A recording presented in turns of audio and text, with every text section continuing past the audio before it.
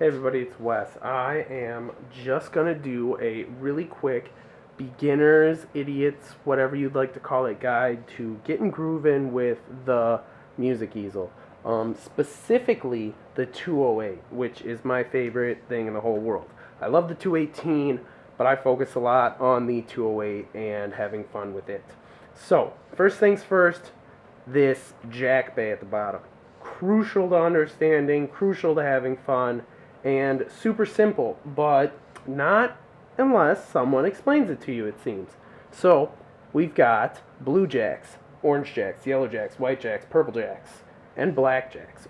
All of the black jacks are inputs. They all have arrows directly to what they modulate or control, and all of the sliders that they point to is how much, so they are attenuators. So if you put them up that high, CV is only going to go that high.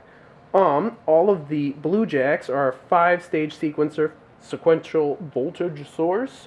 All of the orange jacks are going to be our envelope generator, which, by the way, is kind of backwards. So this is your attack, this is your sustain, this is your decay, but shorter values are at the top and longer values are at the bottom. So this would be an incredibly long attack range, and this would be a short one. So a little bit backwards there, but you know, they do how they do. All of your orange jacks are your pulsar. Think of it like a square wave LFO. It just pulses. It's totally rocking, totally pulsing. All of your white outputs are going to be your random voltage source. It's kind of like a sample and hold. Super fun, adds a lot of random. We're going to use it a lot. We're going to use it right now. But then you've got your modulation oscillator and your complex oscillator. Modulation on the left, complex on the right. Over here at your mixer, your dual low pass gate or voltage controlled amp or both, level 1 is going to be your complex oscillator, right? You've got pitch right there, timbre right there, and control over it right here.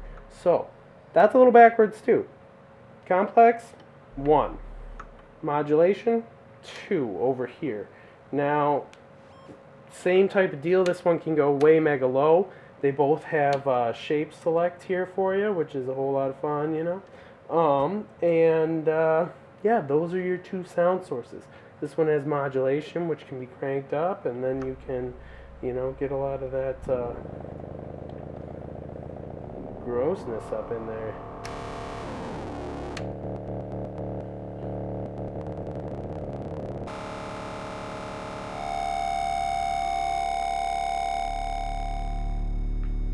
So, that's kind of like a brief overview of how this panel is laid out here. These are your switches to control, you know, filter, combination, or amp, where your sound source is coming from here. We're going to leave it from modulation oscillator at this moment. Turn these down, and now let's get just going with the sequence. So I'm going to get this pulsar to, I'm going to put it in self mode here, and now there's this kind of this weird trick.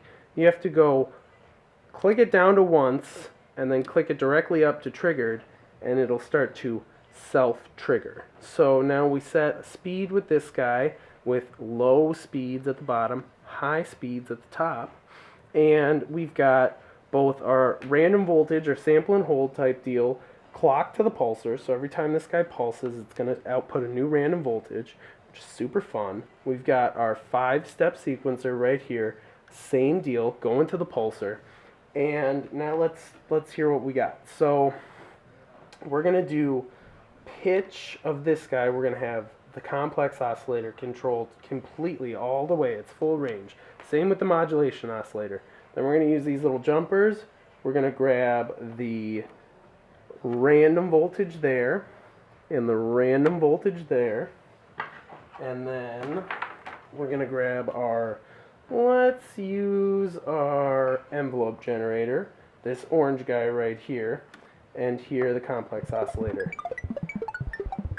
Alright, sounds pretty cool. Maybe we could slow it down a little bit.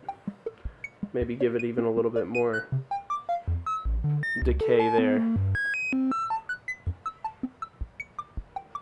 But that's how we going. If we wanted something a little bit more controlled, we could go from our sequencer.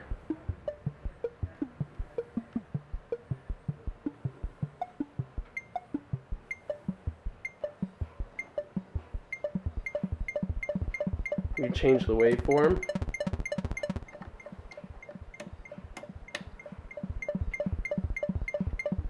Introduce some modulation. Now, remember, the modulation oscillator is still getting just random voltage, controlling its pitch. We could even have it so that every time the envelope is going, it's controlling the amount of modulation. But that's kind of crazy, so let's go sequencer instead. If we wanted to hear what the modulation oscillator sounded like, all we need to do is patch something into its control voltage here.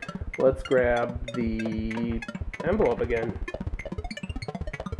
So now we're hearing the modulation oscillator over here, complex oscillator over here,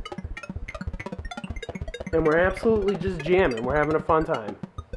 Just kind of sequencing the Buchla Music Easel, you know. But we're using the fundamental principles that make this thing operate. So once you've got this once you've got this mindset down of how this device works, it really allows you to start going even deeper and using, you know, random sources as more chaotic, as more chaotic and, you know, crazy things that you can make.